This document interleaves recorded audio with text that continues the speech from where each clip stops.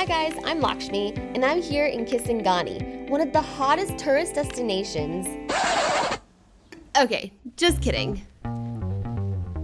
You probably won't find any tourists here. So why did I come here?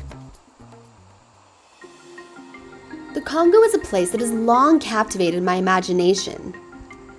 It is home to the deepest river in the world and the second largest rainforest after the Amazon. The Congo Basin is made of over 3.7 million square kilometers of largely unexplored jungle. With unique animals like this okapi and indigenous tribes you won't find anywhere else. Setting off on a journey to this part of the world felt like the ultimate adventure. So I did.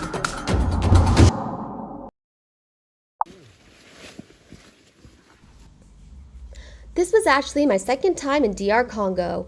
The last time I was here, I saw a side of DRC I didn't know existed. Last time, we trekked into Virunga National Park and saw mountain gorillas. We glamped at Kabumba Lodge in the middle of the jungle. We hiked to the peak of the most active volcano in the world and slept on the crater of the largest lava lake on the planet.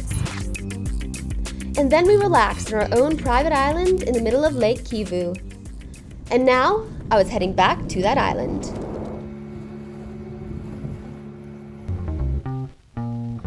Meet Obed.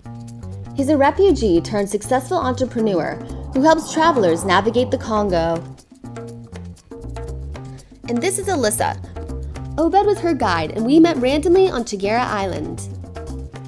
So I'm on this island that there's like no one else here, and I'm flying my drone, and suddenly I hear another drone. And then I find another American. What's up? What a coincidence.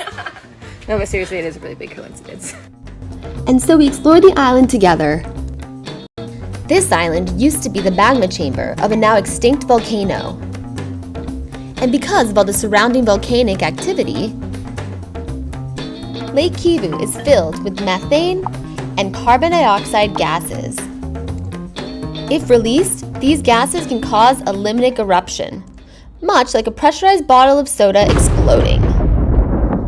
But don't worry, limnic eruptions are extremely rare, and the gases are buried far beneath the lake's surface. Its methane content is actually what makes Kivu so special. It's not just beautiful, it's the most powerful lake in the world.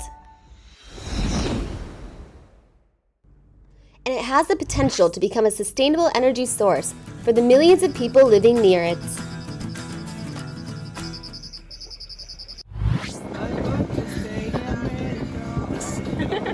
We headed back to Goma, and I joined them on their trip to the countryside, to a place called Masisi.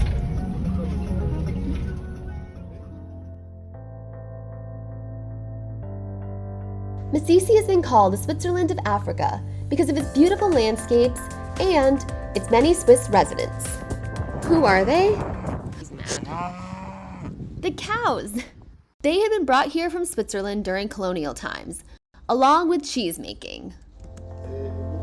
And the cheese of choice was Gouda cheese. Yes. I love Gouda cheese. Yum. Oh my goodness. And all of this was at Rushengo Lodge, our home for the nights. It was a 40-year-old family farmhouse that had been destroyed 2 decades ago during the Second Congo War, but the owner rebuilt everything from scratch, even the road that leads to it. Everyone in this region has a story of having to rebuild, and you had to appreciate how far they had come. As the sun was setting, we went horseback riding, and I felt like I was in the Shire.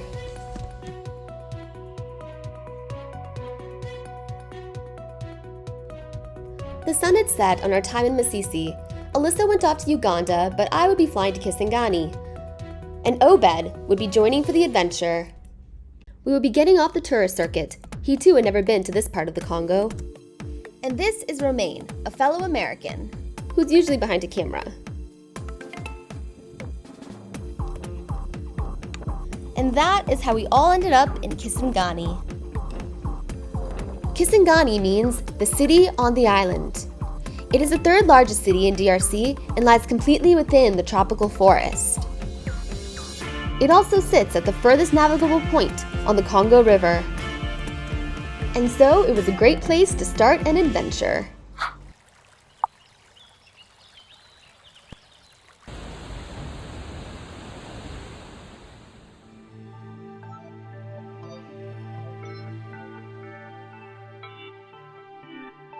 The plan was to take a boat along the Congo River and explore the area and its people, and then make the journey by land up to Ituri forest to reach remote pygmy tribes.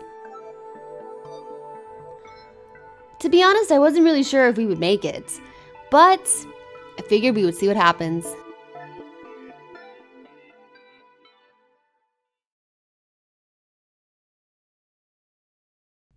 Our first stop was to visit the Wagenya tribe, some of Africa's bravest fishermen.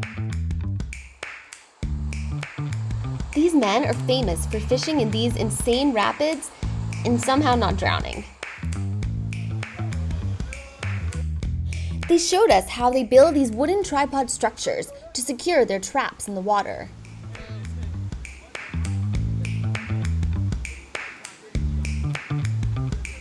Then, they must brave the rapids to collect their daily catch. It's a unique system that allows them to fish in otherwise impossible conditions. The technique has been a Wagenya tradition passed down from father to son for centuries.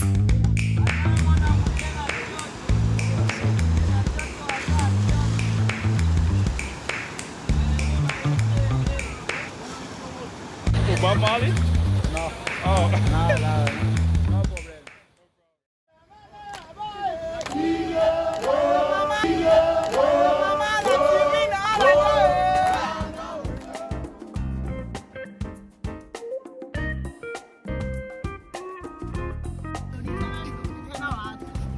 We were only supposed to spend the afternoon with them, but we had been invited to their village to watch them fish in the rapids at night. And so we made our way to their home in this slowly sinking wooden boat. And where were we gonna sleep? Right here on the bank of the Congo River itself.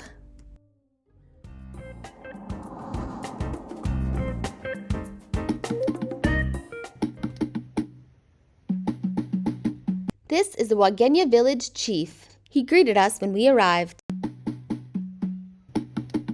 We had brought rice, beans, and they had also asked for a whole lot of rum, which led to this.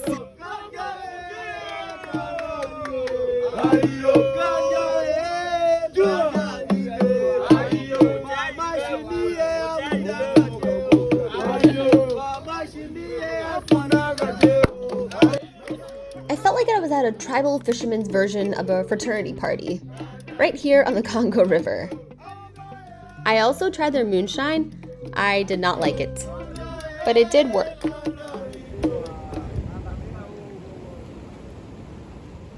At about midnight, the party died down, and we made our way back to the river.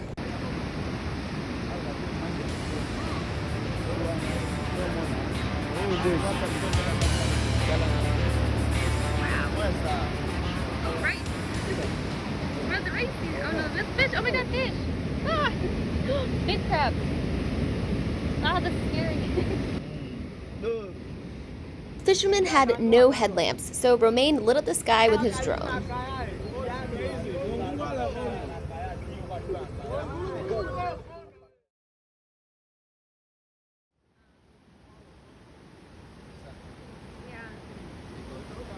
It was crazy watching them walk into the rapids in the darkness after all that rum.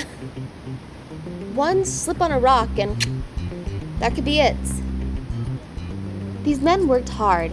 It takes a great deal of skill and dedication to do what they did. They told me that men are not allowed into the rapids until they have proven their strength.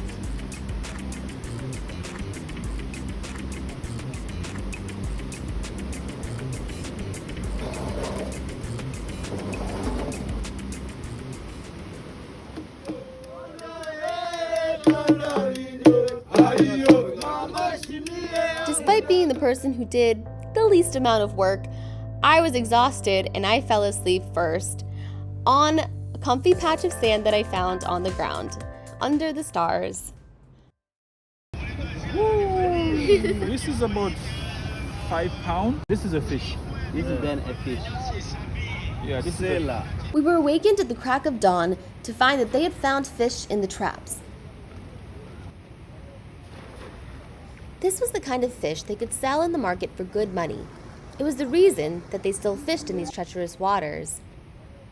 But it seemed to me like they also really enjoyed it. Their lives truly revolved around the river. They worshipped it. They ate and drank from it. They bathed and washed their clothes in it, and slept by its side. This is where I had slept.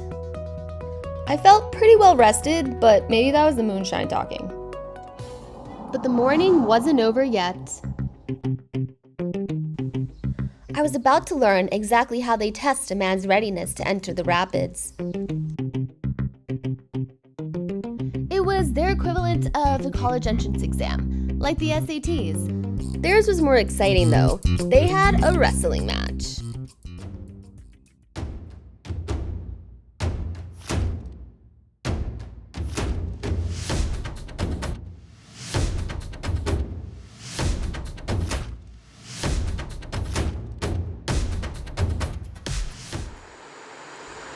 A test of strength made sense because these rapids were no joke. They're the reason why no ship can navigate past this point.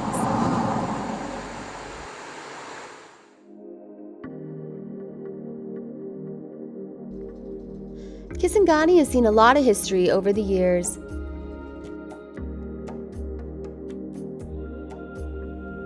And the Wagenya people have been here through it all.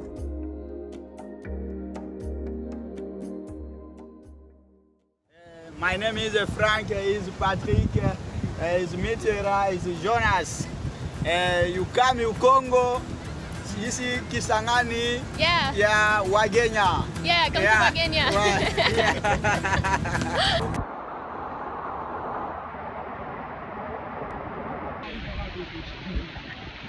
Let's see for a boat ride. Nailed it. Lightning.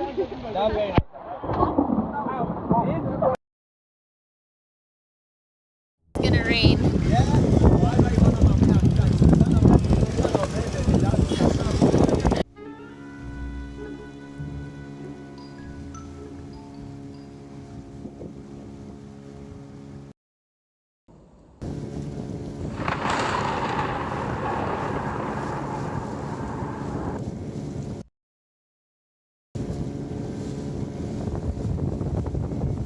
I wanted to travel by boats on the river, so we did.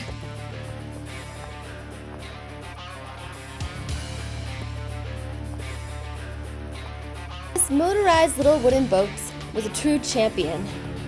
It survived wind, torrential downpour, lightning in every direction, and rapids. Luckily, we found shelter in this village with a nice little family who let us sit by their fire. Are you happy with the boat trip? I am happy. Best boat trip I ever? paid for that, so I'm happy.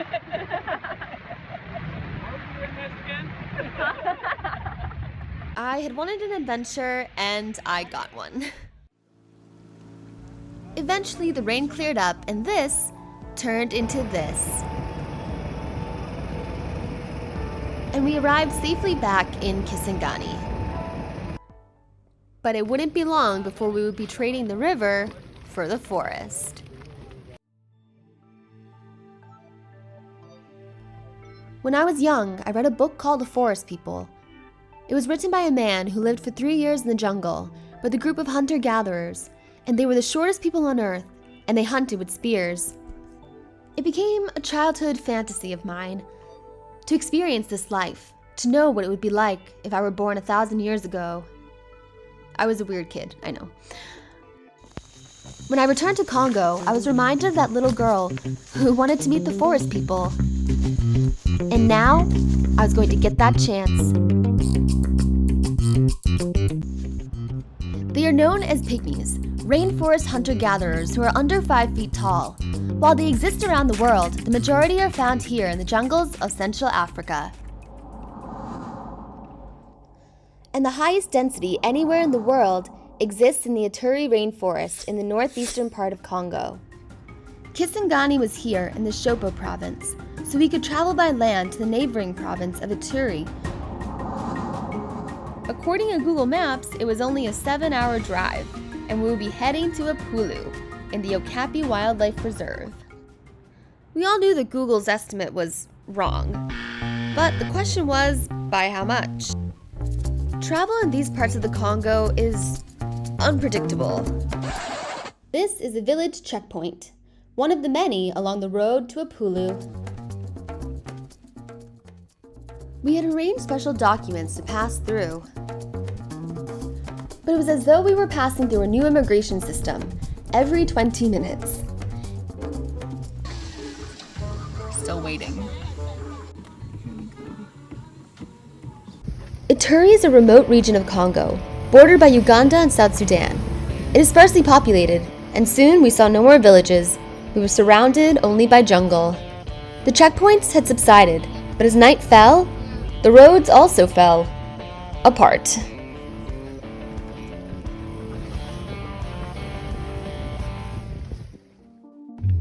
We passed by trucks like this that had basically tipped over. Like many others, this one had been carrying timber.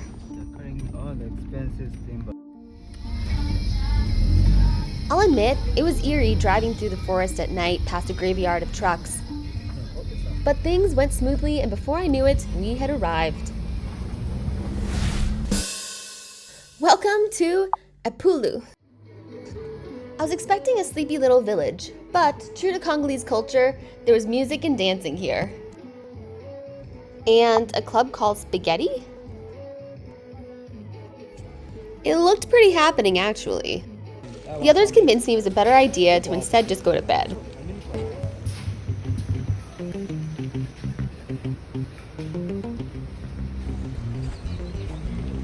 This is the headquarters of the Okapi Wildlife Reserve.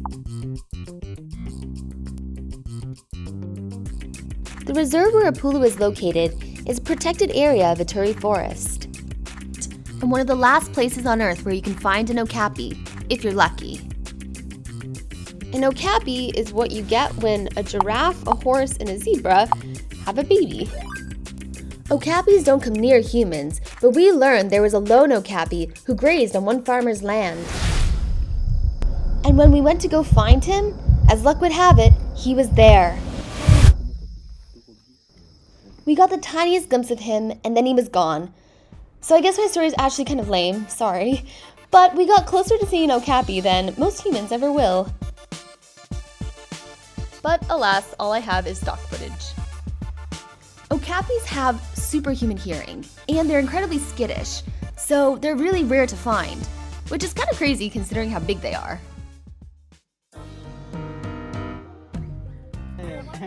In the village, we stumbled on these women who were making palm oil, which is used in everything from household products to cooking.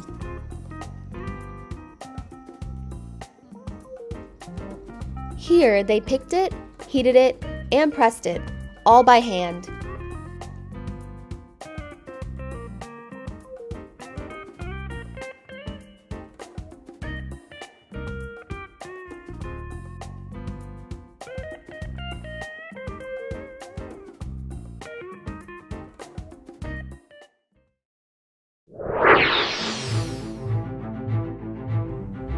It wasn't until I had sent my drone up as high as it could possibly go that I realized just how vast this forest was. You probably haven't heard of it, or you've heard of it only for conflict, but Ituri is one of the last frontier forests on the planet. This was also the most remote I had ever traveled. And tomorrow, we will be going into the forest.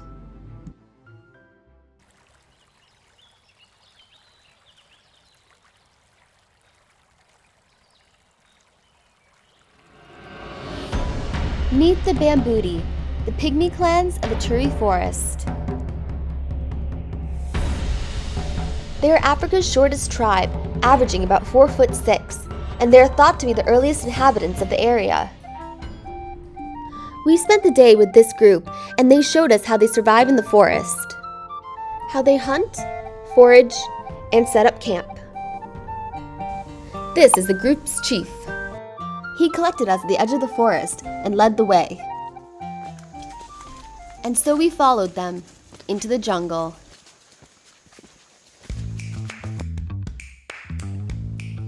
They moved through the forest swiftly and with ease. It was once thought by scientists that this was why they had evolved to be shorter, because of the advantage it gave them in the jungle. But evidence shows that their short life expectancy, between 16 and 25 years old, is the reason. Evolution prioritized reproduction over height, so they hit puberty faster and stopped growing. Anyway, I learned that being tall here wasn't all it was cracked up to be. Mabuti are nomadic people. They'll build a camp like this and stay for like a month. These huts are made from sticks and phrynium leaves. I let them know that I too was a nomad, but a digital one. They were amused.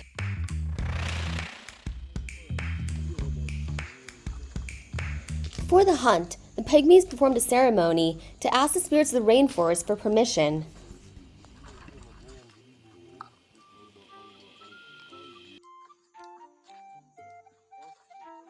This is the chief's wife. The Bambuti have a pretty egalitarian society. Women have equal rights and there's little political structure. They have a chief, but they make decisions as a band. Huh? Honey. Honey. Honey in the tree. Honey. Honey. Yeah.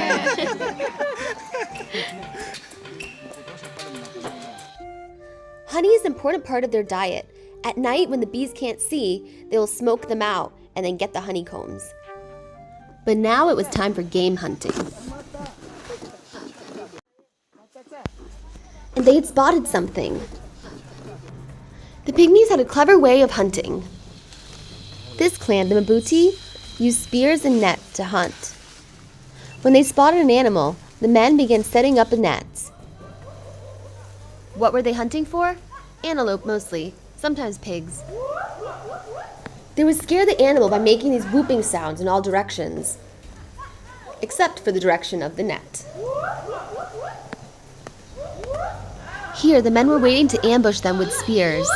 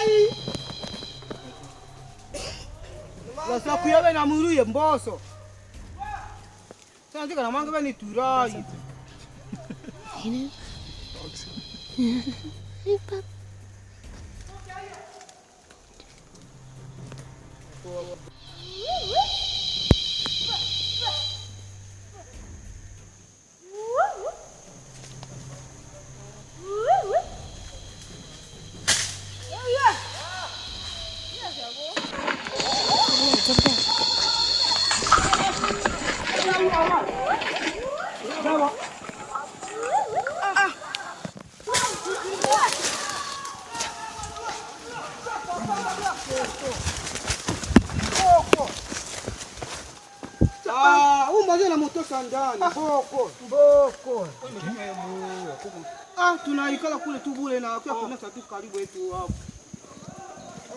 Sio. Jamani. Ni proper neck. Ni proper neck. Turns out there was a hole in the net and the antelope got away. Even though the hunt was unsuccessful, it was still fascinating to watch. The life of the Mabuti 1,000 years ago was much the same as it is now. They trade with the villagers for things like clothes and certain crops, but otherwise everything they had came from the forest. Now they'd be taking us back out of the jungle. As we said our goodbyes, out of the corner of my eye, I noticed their little marijuana garden.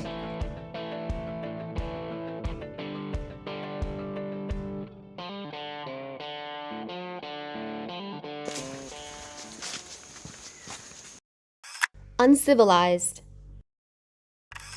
Cannibal. Subhuman. These are the stereotypes for pygmies. Like most indigenous people, society has not been kind to them.